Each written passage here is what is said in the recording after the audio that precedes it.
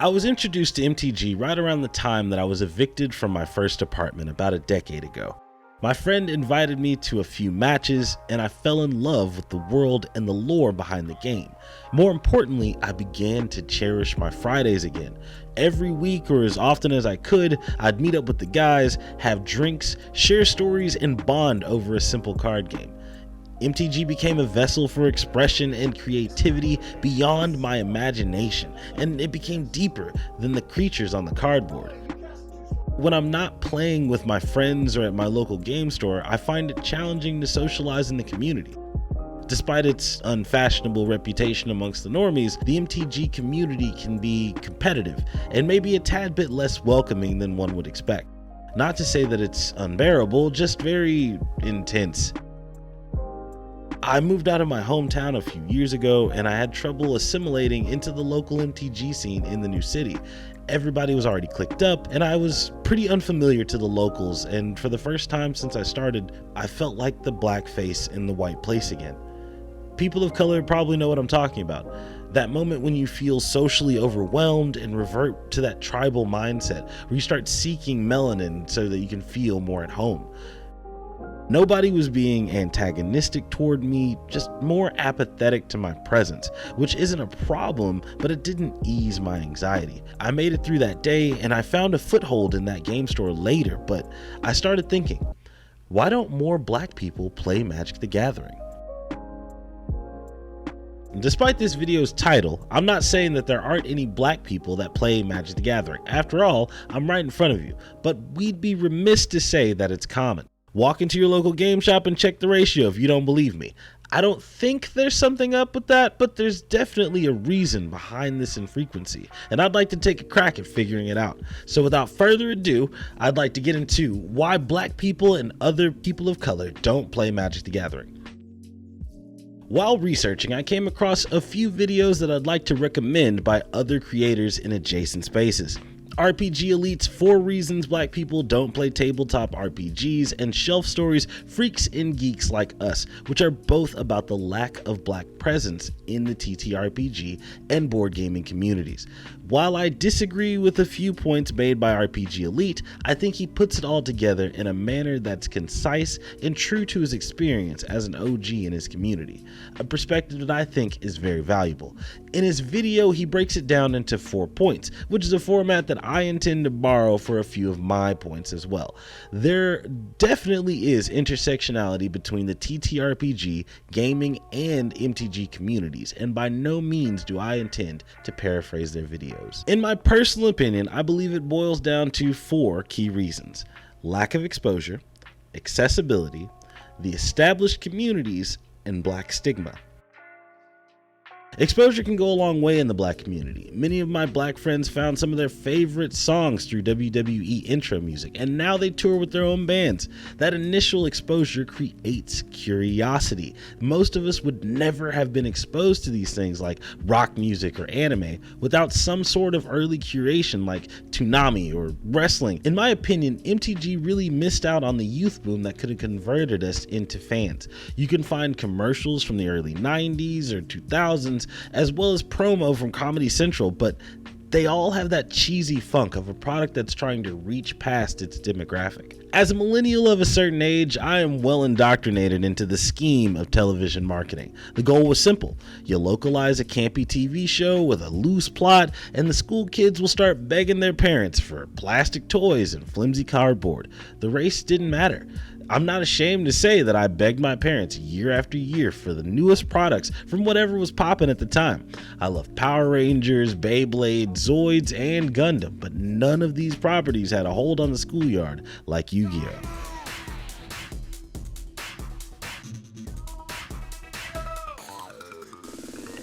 Yu-Gi-Oh! Was infectious with plenty of colorful characters, tense plot lines, and cinematic battles with pharaohs and magicians across time.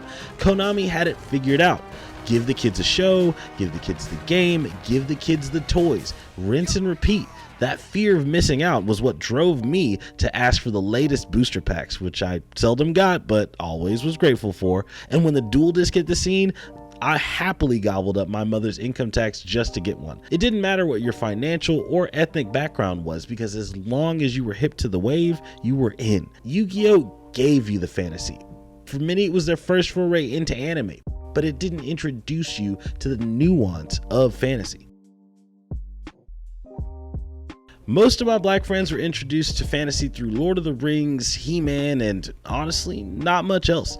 Without that anchor, you're much less likely to buy into things like Magic the Gathering, which has an expansive lore that stretches across the multiverse. Honestly, if you submerge yourself into the game, you become a part of the story, and the cards become your toolset against your foes. It's amazing how involved you are as a player, but how the hell are you supposed to know that if it's never demonstrated to you? It just seems like MTG has always had an issue with exposure to the uninitiated. The game has never had a direct television show to help translate it to a conventional audience. There have been attempts through shows like Chaotix or Duel Masters, both of which feature games that are heavily influenced by MTG, but don't share any plot points or rule sets with the game. Both Duel Masters and Chaotix failed to catch fire in a way that Yu-Gi-Oh! Did. That's not to say that the property needs a show, but there is a case to be made. League of Legends recently put out Arcane, and I'll be the first to tell you that I wasn't a big League player, but after watching a few episodes, I can say that my interest is piqued. Entertainment just has a way of breaking those cultural barriers and providing that entry point for people to experience things. I'd like to preface by saying black people are not a monolith. If you go to any primarily black or low-income neighborhood, you can find a group of black kids that are into books, anime, and nerd stuff, just as well as you can go into a rich neighborhood and find someone who is sincerely plugged in. But allow me to generalize for a minute and project my own experience, which I don't feel is entirely unique. I grew up poor.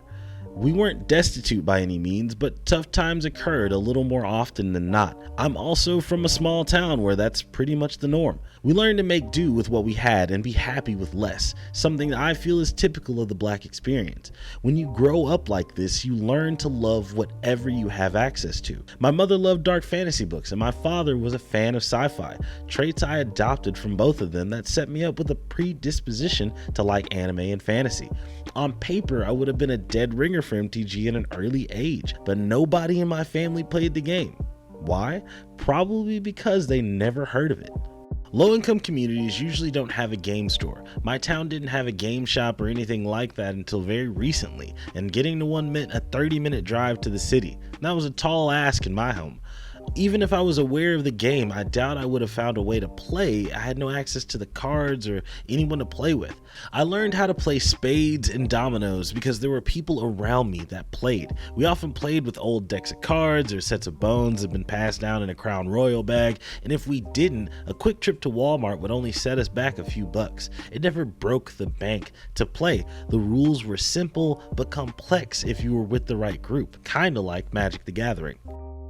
While the barrier to entry is relatively low, starter packs can run you about $20 and usually contain the bare Magic essentials. Starter kits or deck builders toolkits usually contain what the community has dubbed junk rares that do little to impact the game, or you find are very difficult to play. And once you move into higher level plays, you see that these cards become even less effective.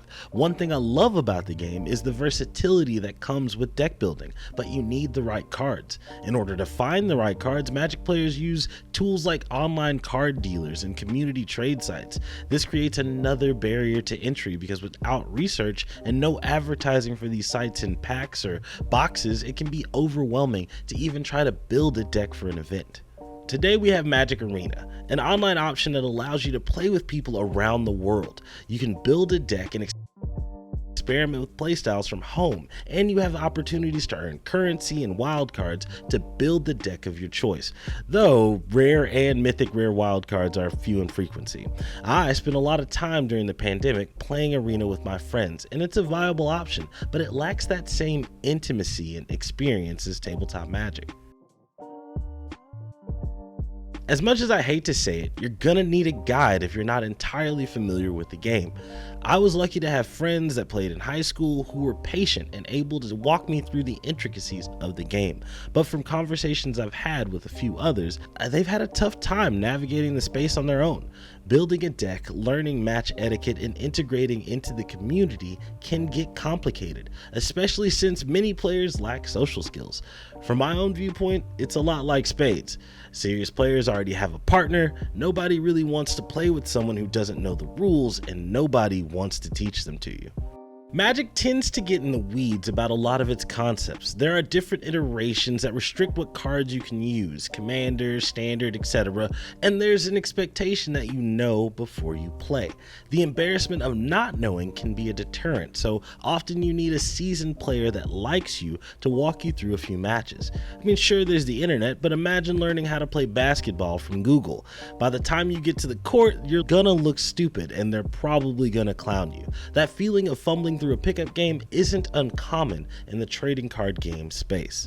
I don't believe that there are intentional cultural issues in Magic the Gathering. Literally anybody can play, and I've rarely experienced any prejudice while playing. However, with the state of society, companies are making it more apparent that they stand for/with different cultural backgrounds. Wizards of the Coast are no exception. In recent years, there have been many attempts to bridge cultural gaps and scrub any perceived racism. Take the Invoke Prejudice incident, in which cards that bore any racist symbols or that were deemed inappropriate were banned from sanctioned play, and their art was scrubbed from the online card database. And the Black is Magic secret layer dropped, themed around Black History Month and celebrating Black characters from the game. My own cynicism aside, I think this is a step in a good direction, but it's more so for those people who are already in the community, and it doesn't do much to bring others in. WotC has increased their cultural relevance. Post Malone has been playing with a few of the bigger faces in the community, and that's gotta be really affirming for players to see such a big star involved in something so uncool. There's a benefit to having an influencer, especially when you don't have that community guide. In recent years, there have been a few Black players that have stepped into that influencer role, like Black Nito and Cedric Phillips, which I think is super dope. My only critique, if you could call it that, is that they aren't active influencers and primarily seem to make content geared towards those who already play. It'd be nice to see a hip guy conduct a few tutorials on the game and really bridge that cultural gap, but that'd probably feel like pandering. Magic the Gathering honestly works better through word of mouth. I did a rudimentary survey through my social media accounts where I tried to reach out to Magic players of color. I asked things like, do you feel like there's a lack of Black presence in the community? How long have they been playing? Who introduced them? And how to get more Black players? And I got mixed results. I had a few give me genuine and honest answers about how they were put on through work or self-interest. I had some great conversations about the game, and many of my talking points were fleshed out through these interactions. But there were a few that were very apprehensive and guarded about their MTG experience. I was told that my premise was disingenuous and that I was barking up the wrong tree. I'd like to believe that they were cool about it though. Now, I don't have the biggest social media presence. Follow me, please. In the future, I'll try to find better ways to initiate those conversations, but I'd be lying if I had said that some of those interactions didn't rub me the wrong way. I felt like I was being transparent about my questions and didn't mean to come off with malicious intent, especially considering that I'd love to play MTG and TTRPGs with the most diverse crowd that I can. By no means do I think that this is a reflection of the Magic community entirely, but it reminds me of a few other times I've encountered a Black face in a white place. Look, I get it. Growing up with culturally divergent interests can make you protective of your thing, especially when you feel like you had to go through the ringer to solidify your space in the place. I'm guilty of it too. I've been G-checked and I've been the G-checker. The notion that somebody would want to spectate in a space that you worked so hard to get to can be infuriating, and you may feel like you need proof of sincerity. You see it with music, you see it with film and animation. Why would Magic the Gathering be an exception? But I promise you, it's better to share the things that make you happy, especially when there's plenty of room in the space. But how do you get in that headspace that makes you so protective? Why be on guard at all times? Those who have been the social outcasts could tell you, and those who have been the cultural outcasts know better. It's no secret that Magic the Gathering has a social stigma attached in most ethnic communities. It has carried that white people badge since its inception, and it hasn't been able to shed it quite like anime has in the past few years. As an adult, I'm pretty detached from the backlash you can get for your interest. My blackness has never been defined by my interest, and I've always participated in my culture. But I do remember being younger and feeling embarrassed for what I liked. I grew up at a time where being into toys, games, and cartoons past the appropriate age was grounds for severe teasing, especially in the black community. And what's crazy is, I get it. Our parents were raised by people who experienced segregation. Those parents passed down values of social assimilation, growing up fast, classic masculinity, and the rejection of white culture. These were literally survival techniques. My Gen X parents were able to shake off most of that toxicity, but nobody comes out clean after social conditioning. And my parents were more forgiving than others. My generation is really the first that are able to participate in popular culture as a general audience. With most of us being raised with cultural conditioning, there were bound to be growing pains. As a kid, I had adults call me childish, speculate on my sexuality, and call my cultural identity into question over my preferences in entertainment, all in an attempt to give the culture this unified image that doesn't hold up anymore. My experience isn't unique, and that's why so many adults are embracing their nerdier interests. It's finally safe to just like what you like. There aren't any rules anymore. You can hop into whatever space you want and just be. There's bound to be a community waiting to accept you as you are, and there's so many avenues to be found. All you need is interest. You might have heard black people aren't a monolith. While I do agree with that phrase, many of us have a similar foundation. For the first time in decades, we're able to challenge our cultural norms and explore things that we previously thought were unavailable to us.